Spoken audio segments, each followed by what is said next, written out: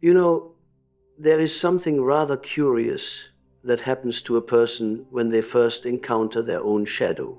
We are told, are we not, that self-knowledge is the highest virtue, that to know thyself is the beginning of wisdom. Yet, what no one warns you about is what comes after that moment of recognition. What happens when you finally see the darkness you have been carrying, when you meet face to face with the parts of yourself you have spent a lifetime avoiding? I have sat with countless souls who have made this journey into the depths of themselves. They come to me confused, depleted, wondering why their hard-won insight has not brought them the liberation they expected.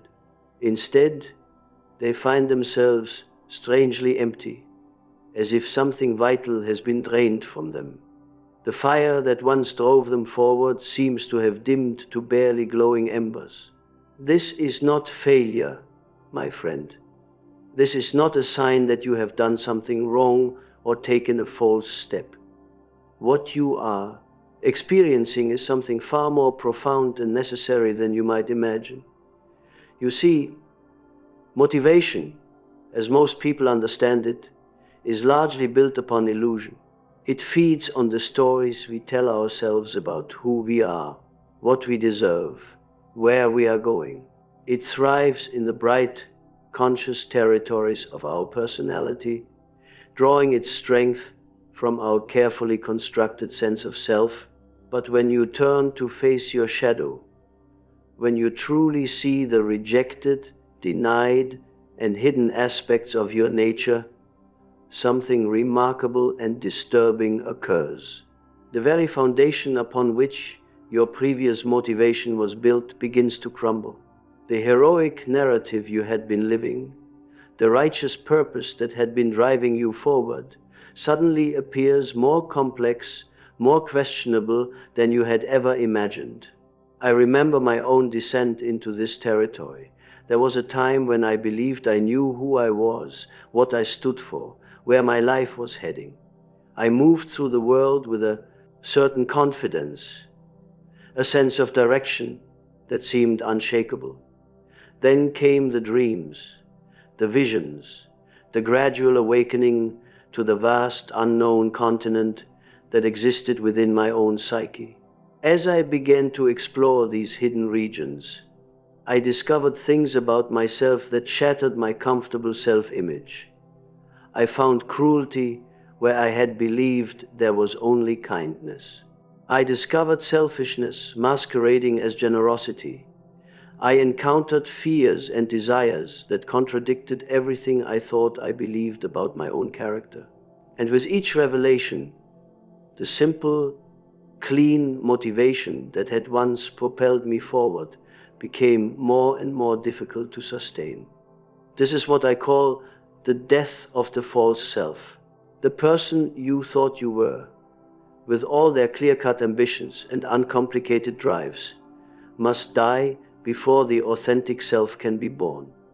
And death, even psychological death, is never comfortable. It leaves you in a strange twilight space, no longer who you were, but not yet who you are becoming. In this liminal territory, the old motivations simply do not work anymore. The career goals that once excited you may feel hollow and meaningless.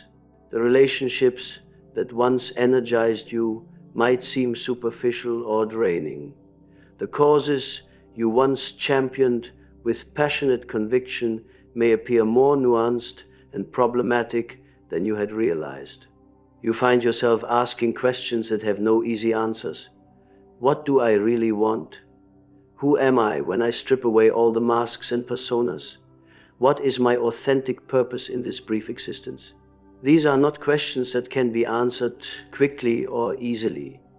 They require a different kind of engagement with life, a slower, more contemplative approach that our fast-moving world does not encourage. The shadow work demands patience, reflection, a willingness to sit with uncertainty and discomfort. It asks you to trade the intoxicating clarity of unconsciousness for the sobering complexity of awareness. But here is what most people do not understand about this process. The emptiness you feel, the lack of motivation, the sense of being adrift, this is not the end of the story. It is a necessary pause between movements in a great symphony, the silence that must exist before the next theme can emerge. You are not losing yourself. You are shedding the false layers that have been covering your true self for so long that you had forgotten what lay beneath. In this space of apparent emptiness, something profound is actually taking place. The psyche is reorganizing itself around a new center, a more authentic core that includes rather than excludes the shadow material you have discovered. This process cannot be rushed or forced. It has its own timing, its own rhythm, its own mysterious intelligence. I have learned through years of observation, both of others and of myself, that this period of decreased motivation is actually a form of protection. The unconscious wisdom of the psyche understands that you need time to integrate what you have learned about yourself. If you were to continue moving at the same pace, with the same intensity as before, you would risk splitting apart from the internal pressure of holding such contradictory truths about your nature. The soul, you see, has its own seasons.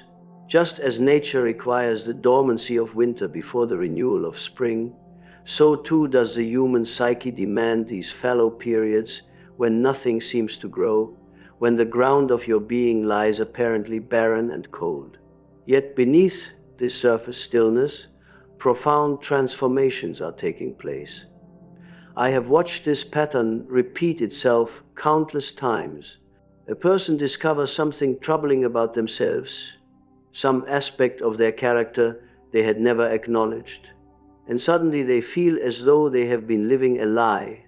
The businessman realizes he has been driven not by noble ambition but by a desperate need to prove his worth to a father who died years ago.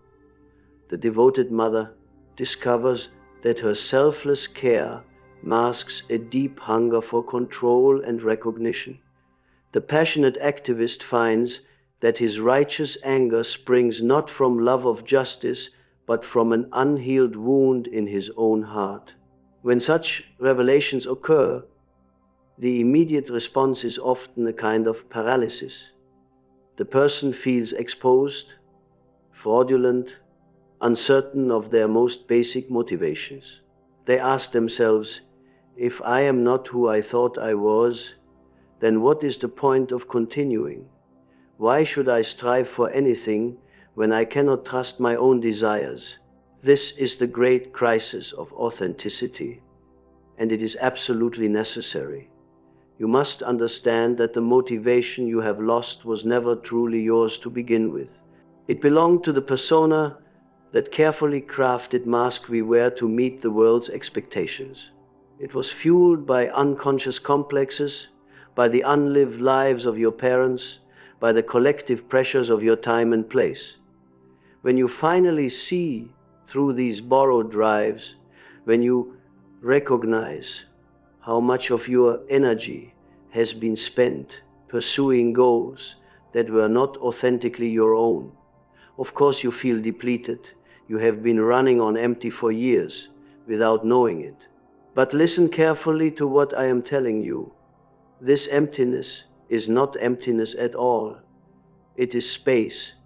Space for something new to emerge. Space for your genuine nature to unfold without the constant interference of false ambitions and borrowed dreams. I think of the artist who spends decades painting in a style that brings him acclaim and financial success, only to discover one day that these paintings feel utterly lifeless to him, that they express nothing of his true vision. For a time, he may find himself unable to paint at all. His hand freezes when it touches the brush, the canvases remain blank, but this is not artistic death. This is artistic gestation.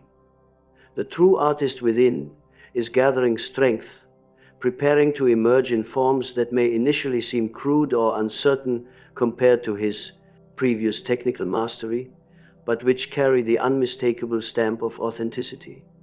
The same process occurs in every area of life when we have the courage to face our shadow.